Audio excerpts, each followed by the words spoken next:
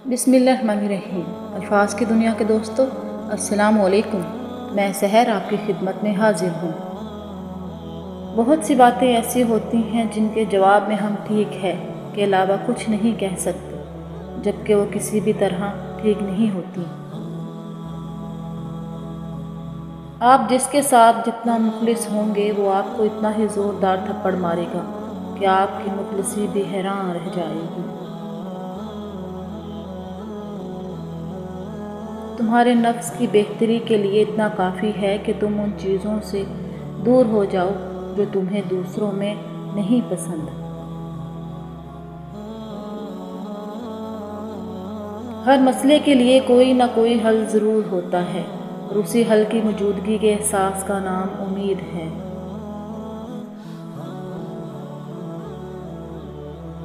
झूठ इसलिए भी बिक जाता है क्योंकि सच को खरीदने की औकात हर किसी की नहीं होती।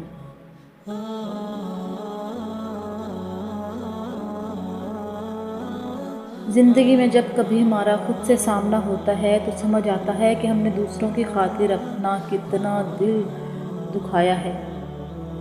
लोगों को इस बात से फ़र्क नहीं पड़ता कि आप खुश हैं या नहीं, उन्हें फ़र्क इस बात से पड़ता है कि आपने इन्हें खुश रखते हैं या नहीं।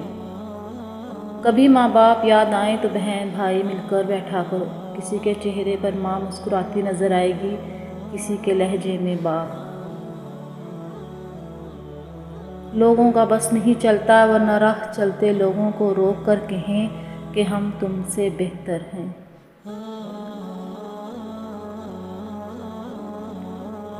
जब शोहर अपनी रूठी बीवी को प्यार से मनाता है तो अल्लाह पाक को इसकी ये अदा बहुत पसंद आती है।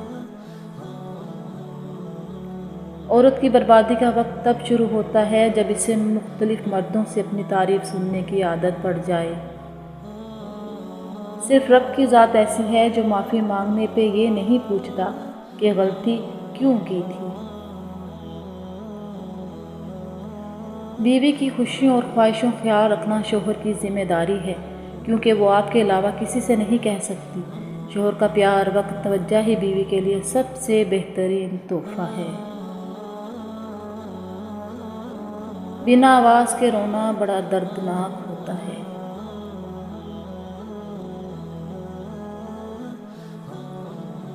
सुबह जल्दी सिर्फ 4 चीज़ें उठाती हैं: मोहब्बत, माँ, मेहनत और मजबूरियाँ। बाप के बाद शोहर अल्लाह की जानिब से औरत के लिए चुना गया मजबूत तरीन सहारा है। जब शोहर अपनी बीवी को प्यार से मनाता है तो अल्लाह पाक को इसकी ये अदा बहुत पसंद आती है। परेशान हो, यकीनन तुमने नमाज और कुरान छोड़ रखा है। बाप की हिफाजत को पाबंदी समझती हो और बॉयफ्रेंड की रोक टोक को प्यार, वाह लड़कियों कमाल कहती हो। दुनिया की सबसे खुश नसीब औरत वो है जिसके पास एक मुखलिस मर्द है। शुक्रिया।